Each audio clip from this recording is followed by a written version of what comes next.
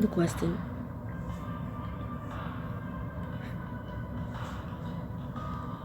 The lights are low, the drinks are flowing, and you can't remember the last time you felt this good. The Dom you're talking to is a little over the top, but that's all part of the fun, right? A woman like you is meant to be bent over a table. It's the perfect position. The perfect position for what exactly? I thought you'd never ask. Bring that pretty ass over here and I'll show you.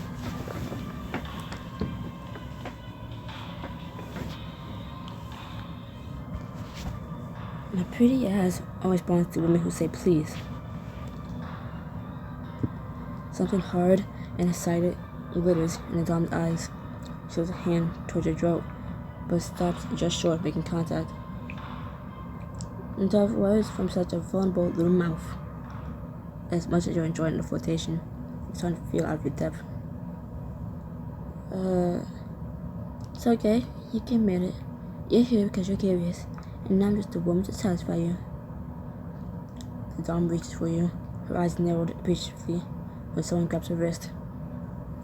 Leave her the hell alone.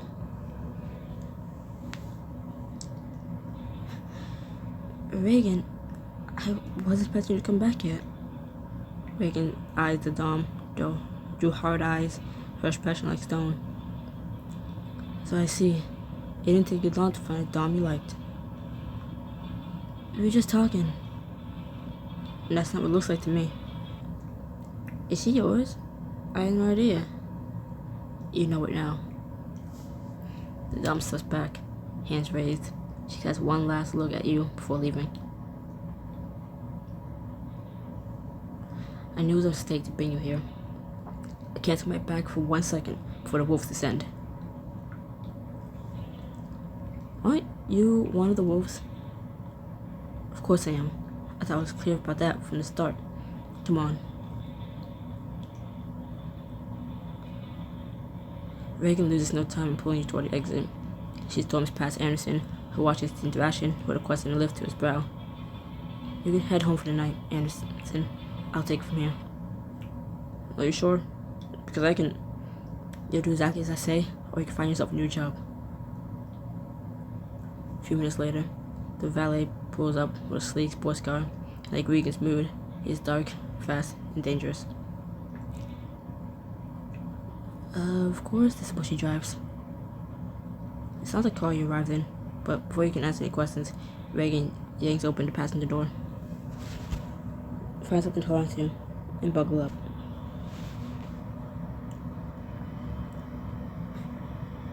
As the lights of the city zoom past, you find yourselves leaning into it. The speed, the acceleration, the way Reagan's hands clench the steering wheel. No woman's ever acted like this about me before. I did this to her. I made her feel this way. The smile curves her lips as Regan continues staring stonily ahead. This side of her is new, but it's also sparking something inside you.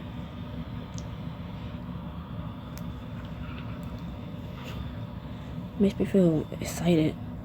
If Regan is this worked up over a conversation, what else can I get to her? What else can I get her to do? You still peek at Regan's profile, but it's impossible to get a read on her. Her lips are pressed tightly together, and all her focus is on the road. So, Tristiana? She'll cooperate. Barely. That's good. She keeps her eyes straight ahead, so you try a different tactic. How often you go to clubs like that? I think I'd like to see other ones. There's so much I have yet to learn. Regan refuses to rise to your bait.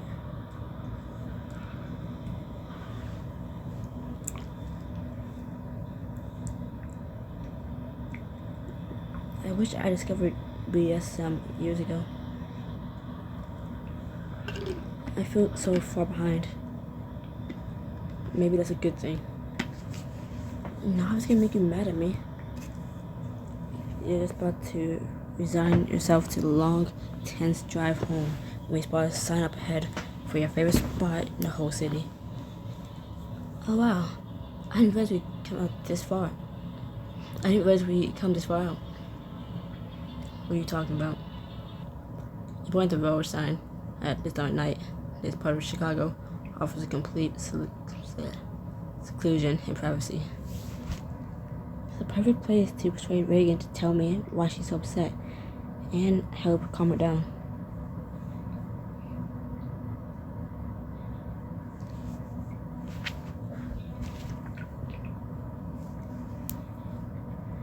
Would you mind if we stopped?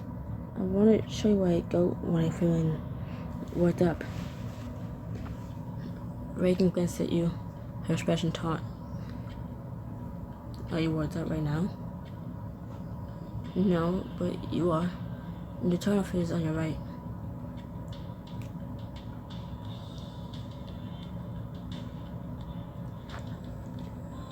It'll take you to Graceland Cemetery. Reagan takes a deep breath and clicks the car's turn signal. Even though she still looks like she like to rip someone's head off, her movements are controlled.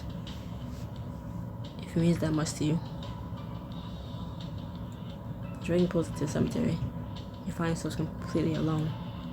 The quiet darkness and calm atmosphere have an effect on you almost immediately. Getting out of the car, the night air washes over you.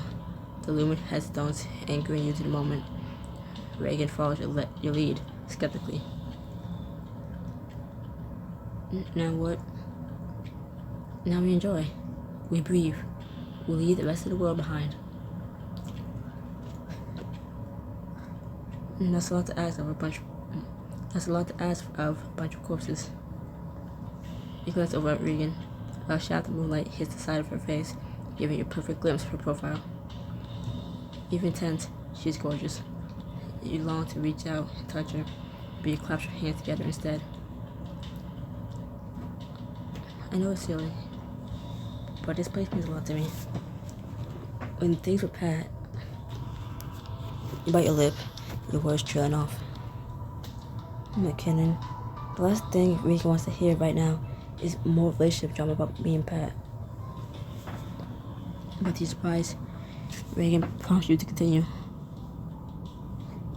One thing for Pat. What?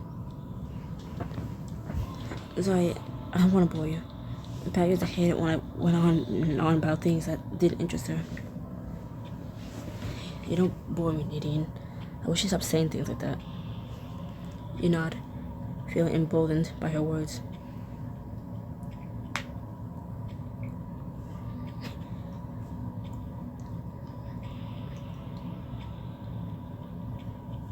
This is where I used to escape her. She hurt you? No, I didn't mean that kind of escape. It's just that everything in my entire life revolved around her. Where we lived, we ate, the friends we hung out with. Pat was the center of it all. 8 years is a long time to be married. It's normal for your lives to be interwoven. It's more than that. Somewhere along the way, I forgot that I had dreams and a life of my own.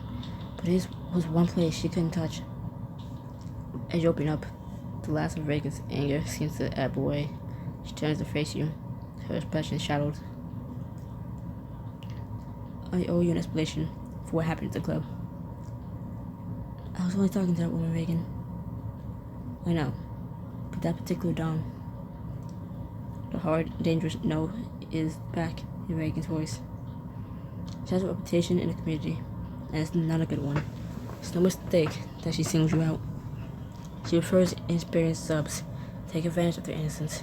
There's nothing I hate more than doms who mistreat their subs.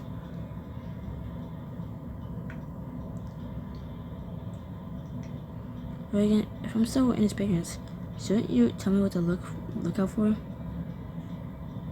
It's not that simple. There are some universal guidelines, like safe words, but at the end of the day, what you're willing to experience is up to you. You feel a pang of disappointment at her answer, but then Reagan shakes her head and keeps going. A dom should always take no for an answer. She should make you feel safe even when you're stepping out of your comfort zone. Most importantly, she should take care of you afterward. Reagan, watch out for doms like that, Nadine. That's all I'm saying. I don't want you to get hurt. A rueful grin touches her lips. Was that strictly to? I do want you hurt. I do want you to hurt, but only as much as you want to. A drill was up your spine. The more Reagan talks about this world, the more you're intrigued by it. I wouldn't want to do any of that with the Dom I met at the bar, but if Regan were the one to offer.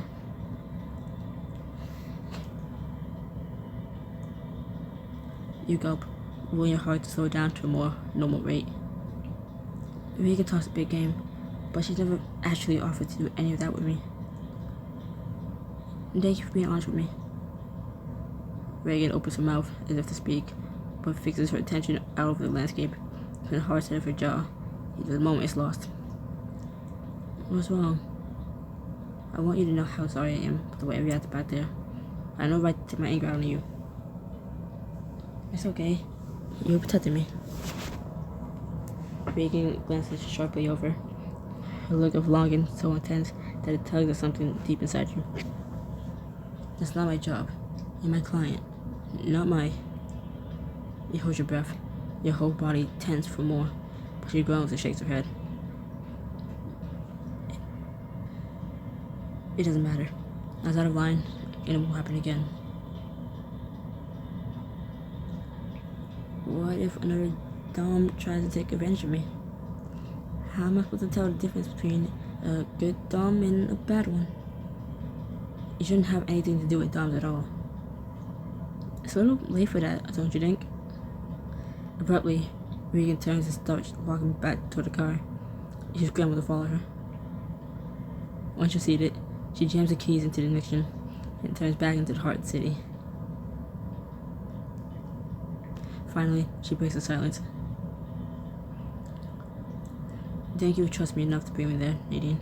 But it's time to take you home. You already learned the proper way to respond to a command like this.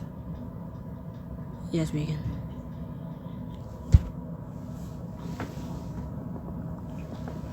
The next few days pass in a blur of work, settling into your new place, and more work. Thank God I have this distraction for a full-time job. As my night out with Regan, I need it. You bend your head to your computer and focus on the words across the screen.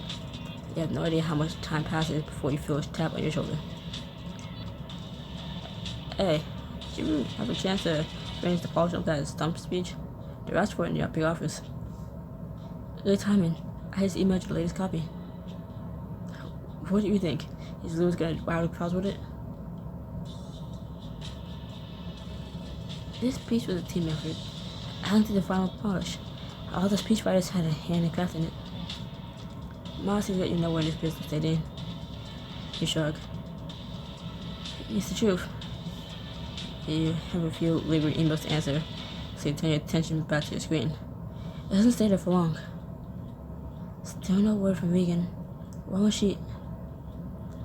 Ring me out, hang me up, and leave me out to dry. I am done. You're startled out of your thoughts by Mallory plopping down into the chair next to you. It's two chairs next to yours. You recover quickly. Does that mean the marketing plan was a success? Mallory pulled an exaggerated grimace.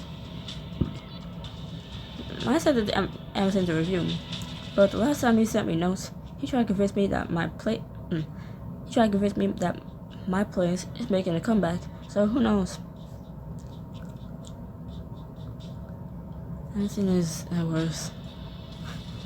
Want to put out a picture of his face and use it as a dartboard for the ladies? Anyway, he goes in there every night to make sure we aren't stealing tampons.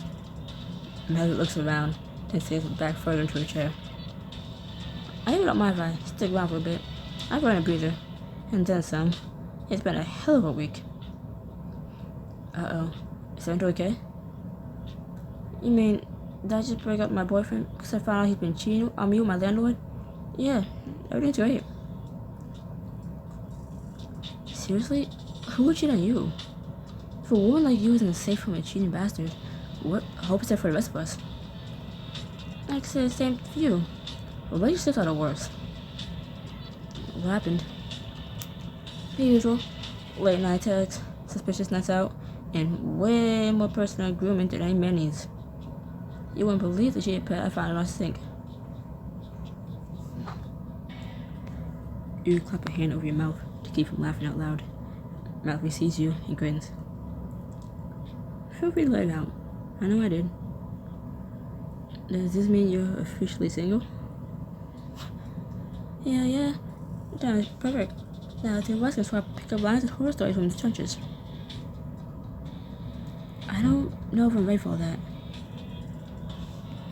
That's because you never had me by your side before. Trust me, I got all your needs covered. She reaches for her purse and starts pulling out a variety of paraphernalia. Lipstick taser, check. Silicone inserts for instant cleavage, check. Pocket vibrator. Well, honestly, I get one of those no matter what my dating. I get one of these no matter my dating status. You bought all that stuff to work? Of course.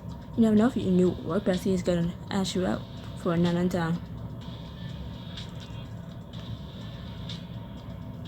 Mallory, you really want to hang out with me? Yeah, duh. Was that being obvious enough? Mallory slings an arm around your shoulders and squeezes tightly. And if you don't let me be your wingman at least once, I'll die of loneliness and despair. Well, I can't let that happen now, can I? Can't help but feel much older than your dirty years. You can't help but feel much older than your dirty years. Less than 24 hours into her breakup, and Mallory's ready to get back out there. And I can't even get Regan to take me seriously after visiting a fetish club together. Don't sad, Nadine. I might seem like I have my shit together, but I definitely don't have all the answers. I do have some answers, especially about sex. Has it really changed that much since I was last in the dating pool? That depends. When was the last time you had a threesome? Or went down on a girl in a public hot tub? Is that sanitary? Mallory spins to her feet and holds her hand out outstretched. It's time to get caught up on everything the dating world has to offer. I'm willing to share. Be buying a coffee. If I want to understand even half of what's going on inside of Regan's head, I'm gonna need all the help I can get. Grab coffee with Mallory, some good old-fashioned girl talk, and learn some tips that'll come in handy later.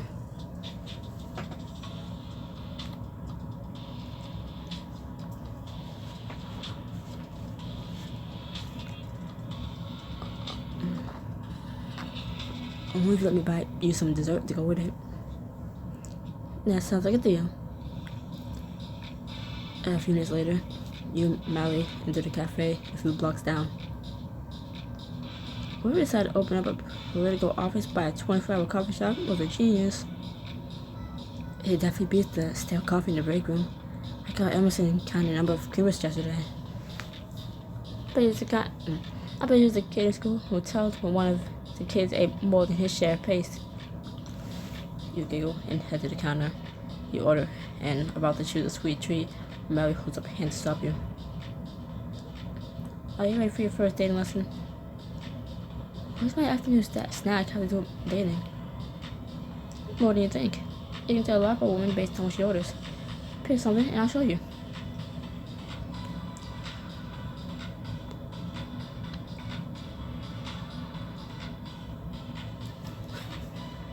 I have the biggest piece of chocolate cake you have, please.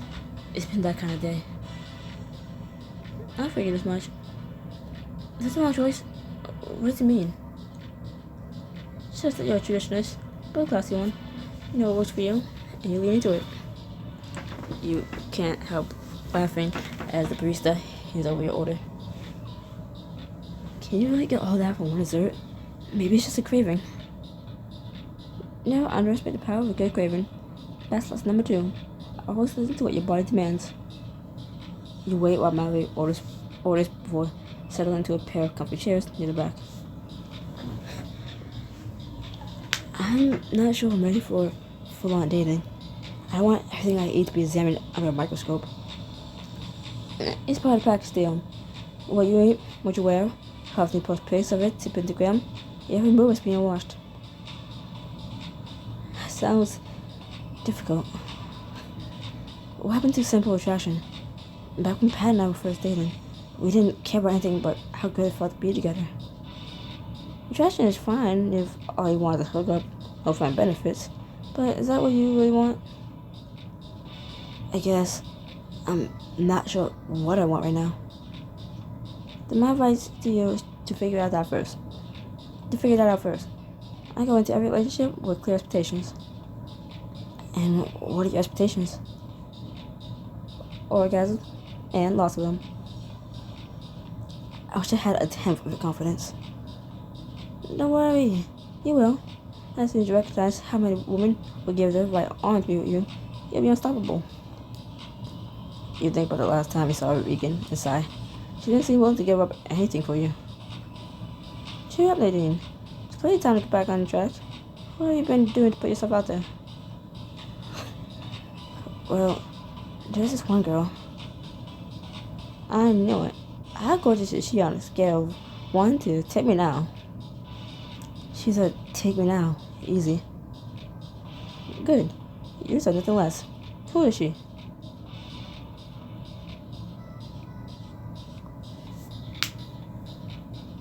She's my divorce attorney. No way. You're sleeping with your divorce attorney? We're not sleeping together. We're just flirting a little. A relationship starts somewhere. Do you want to sleep with her? You sigh. You know the answer. But it's just so complicated. Damn, that bad, huh? Why don't you make a move? You mean, other than the fact that she's currently negotiating my divorce? No one cares about that kind of thing. Now we're both accepting adults. And there's something else. She's a lot more experienced than me. Not sure I'm enough for her. Melly pushes the rest of her dessert across the table at you. Here, I think you need this more than I do. I can feel your sexual frustration from over here. Is it that obvious? Instead of answering you, Melly whips out a pad, paper, and a pen. What have you done so far to captivate her? We'll leave nothing out. Are you making a list? Have you tried dressing super slutty? I don't think my clothes are the problem. About pheromones. I once got a guy by accidentally tucking put my panties in his pocket. He couldn't get me out of his mind all day. You almost spilled your drink. You actually did that? Desperate times call for desperate measures. You're gonna need to be aggressive if you want to crack this particular nut. How come you're giving head? I plead the fifth. I'm not answering that. You have to ask Pat. No offense, but that doesn't speak well of your technique. Part of the fun is being able to talk about it. Have you ever used an ice cube to spice things up? I'm almost afraid to ask. It's really easy. If you get a chance to bet that woman of yours, pop an ice cube in your mouth before you dab between her legs. She'll be begging you for more. Doesn't it melt? Eventually. But you'd be surprised how many times you can get it to come before that happens.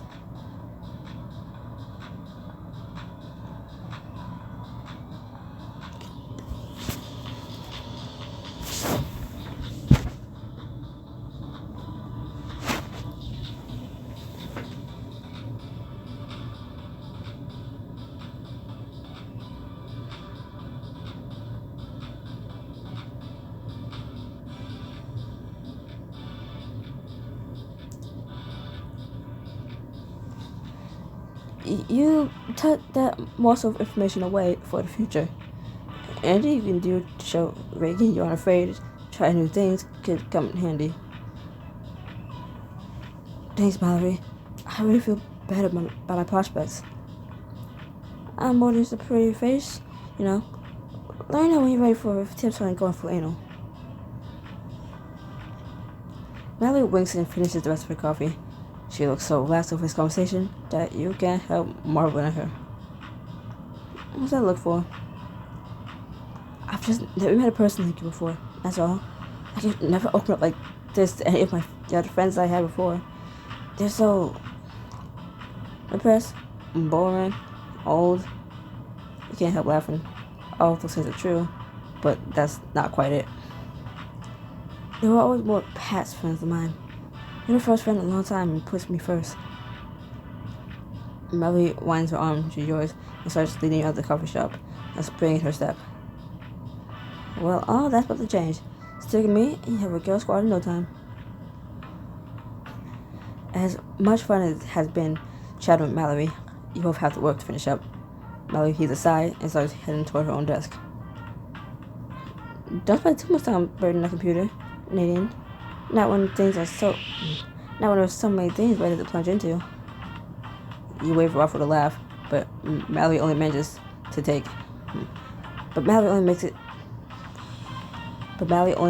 make it 2 steps for familiar and unwelcome voice interrupts. Every time I go over here, you two are giggling like schoolgirls. What's the joke? No joke. I'm just comparing notes on an upcoming school lunch initiative. Been waiting on your marketing plan for over an hour. You got made up time? It's my dad's day. This sort of thing would never be allowed. In my dad's day, this sort of thing would never be allowed. Emerson, if you'd been working, you see she already sent it to you. You place yourself between Emerson and Mallory, your protective instincts flaring up. Micromanaging everyone else's to-do list doesn't make you busy. It makes you obnoxious. You can't talk to me like that. I just did. Nice try, Nadine. I'm not about to fall for the email must have gotten lost excuse. It's not lost. You just didn't take the time to look. But don't worry, we'll wait. Emerson grumbly pulls out his phone and scans his emails. You can tell the exact moment when he spots it. That wasn't there a minute ago. And this time I suggest you double check before you attack. There's a trick, I'm sure of it. You smile sweetly and gesture for him to leave. Enjoy that marketing plan, Emerson. I think you'll love what Mallory has in mind. But I'm not. You can't. Just then, a low cough sounds behind you. Uh-oh. Do I detect dissension in my ranks? Gasping, you turn to find Luis Hernandez standing a few feet away. He's everything the campaign posters promise and more.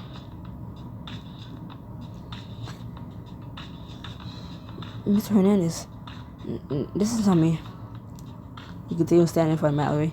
There's no way you're letting her take the fall. It's between me and Emerson. Mallory had nothing to do with this. She's lying. They're both lying. Oh, this over an email? You're struggling to come up with a way to turn things around when Louis drops a heavy hand on Emerson's shoulder. There's one thing I've learned in my lifetime, Emerson, is that you should always own up to your mistakes. But, especially when these two are well on top of things, I'm sure your father wouldn't approve this behavior. Emerson sucks in a shy breath, but it's obvious he knows when he's been beaten. No, sir. I'm sorry, sir. It's okay. Why don't you feel no way around here? Louis flashed at you another one of those bright, toothy smiles. I didn't think I'd walk into such much interview. I guess that's why he's get for trying to surprise the office with a visit.